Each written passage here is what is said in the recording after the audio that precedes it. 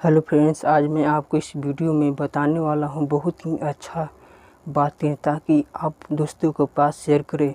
सबसे पहले मैं आज इस वीडियो में आपको बताने वाला हूं। इस वीडियो का आपके लिए टॉपिक है discovery of skills. Discovery of skills, क्या आप सुना? Discovery of skill, research of skill. सबसे पहले आपको कह दूँ कि आपको डिस्कवरी मतलब आविष्कार और रिसर्च पर इसमें अंतर समझना है, तो इसके लिए मैं आपको आपके कमेंट पर एक करने पर इसमें अंतर बता दूंगा। यदि आप कमेंट करेंगे तभी। तो मैं आपको कह रहा हूँ कि डिस्कवरी ऑफ या रिसर्च ऑफ डिस्कवरी ऑफ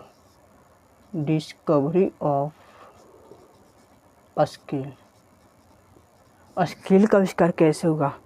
मतलब शुरू में व्यक्ति एक व्यक्ति सोच लिया होगा कि स्किल बन जाएगा। नहीं, ऐसा नहीं हुआ। जैसा कि आप जानते हैं कि आप अर्थशास्त्र इकोनॉमिक्स में क्लास 10th में पढ़े होंगे कि वहाँ से कि रुपया पैसा का निर्माण कैसे निर्माण हुआ। एक व्यक्ति हो गया नहीं। शुरू में बार में क्या होता था, वस्तुओं के लेन देन होता था।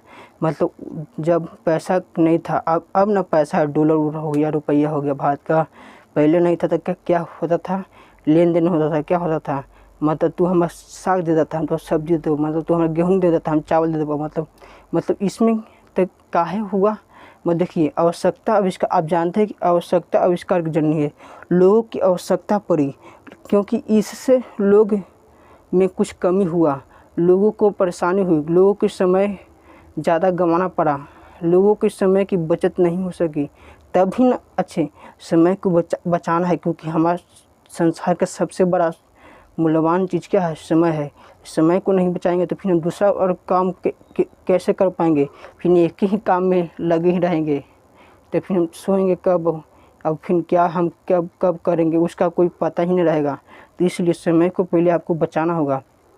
तो लोगों ने पहले वही सोचा कि हम वस्तु का दाम प्रदान कर रहे हैं, तो जैसे में गाय ले जाता है, हम भैंस ले जा रहे हैं, तो हमको घाटा हो जा रहा है, उसको नाफा हो जा रहा है, हमको समय भी जा रहा है, हमको ज़्यादा दूरी भी तय करना पड़ रहा है। यदि तो लोगों ने वहीं से फिर कृषि को फिर अच्छा अच्छी बनाया, ढेका दे के कि तुम एक ढेका देगा तो पत्थर देगा। मतलब पत्थर से फिर वहीं से फिर मतलब क्या हुआ, किसका निर्माण हो गया? रुपया का निर्माण हो गया। मतलब फिर चांदी के सिक्का, फिर आगे सोना के फिर इसी करी मतलब कुछ रुपया का निर्माण हो गया। उसी प्रकार स्केल की कहानी है। मतलब कोई भी व्यक्ति कैसे जाता है ऊपर से नीचे, और नीचे से जाता है ऊपर, कि एक व्यक्ति जाता है ऊपर नहीं ना। तो उसी प्रकार स्केल के अच्छे क्यों व्यक्ति के, जैसे में हम मान लें कि हमें इस बोर्ड की लंबाई को मापना है, तो हम जब शुरू बार में तो स्केल नहीं था, तो क्या लोग करते होंगे, लकड़ी से मापते होंगे। तो वहाँ पे लकड़ी तो एक समान नहीं होगा, कौन लकड़ी मोटी भी होगी और कौन लकड़ी पतली भी होगी भी। तो वहाँ पर मोटी लकड़ी थी, देखिए इसमें ये मोटी वस्तु है, जिसमें यहाँ पर मोटी है, जिसमें हियाँ से यहाँ नापे तो ऐसे। अब फिर यहाँ वैसे ऐसे नाप रहे हैं ना, तो फिर वाला हियाँ पे आ जा रहा है। देखिए जिसमें ऐसे यहाँ पर ऐसे नापे नहीं वाला, यहाँ से यहाँ तो यहाँ आ गया, देखिए यहाँ तक। अब फिर यहाँ से देखिए हम यहाँ से ऐसे बढ़े नहीं, यहाँ पर ती वाला यहाँ पर घसक आ गया। तो यहीं में टाइम पास हुआ। मतलब इसमें कितना अंतर, तो सब जगह तो इतना ही ना अंतर होगा, कि सब जगह इतना ही हो। मतलब लोगों में क्या हो, समय की बचत नहीं हो रही थी, मतलब फिर से उसको वहाँ पे रखना पड़ा। मतलब लोगों ने सोचा कि मोटी वस्तु को हमें नहीं लेना चाहिए।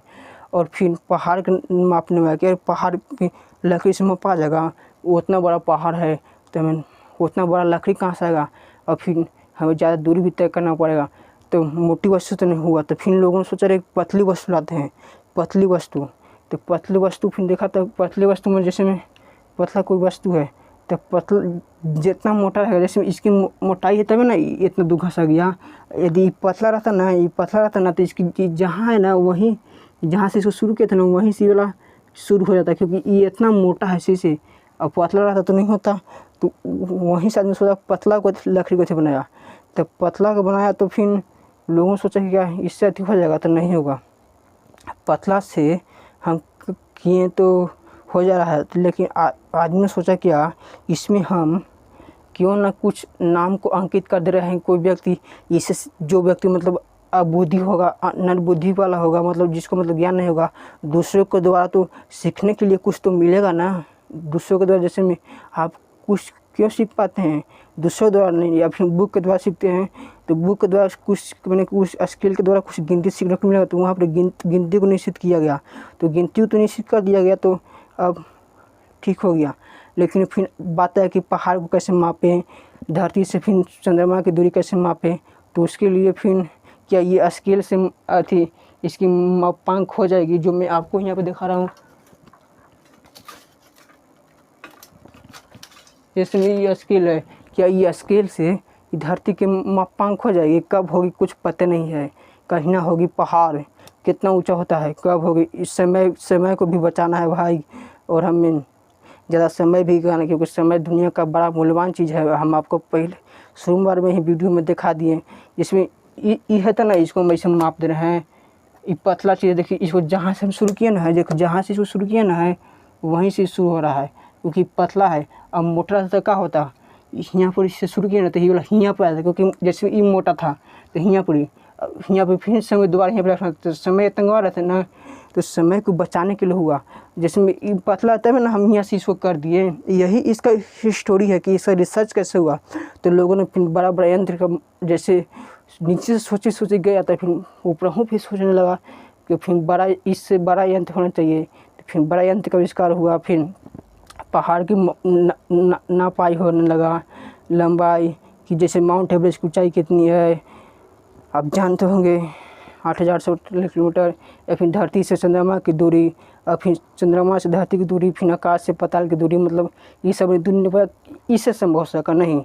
संभव हो सका क्या, किससे, बड़ा बड़ा मेजरमेंट से, मापांक से, मैथमेटिकल टूल्स से, तभी संभव हो पाया।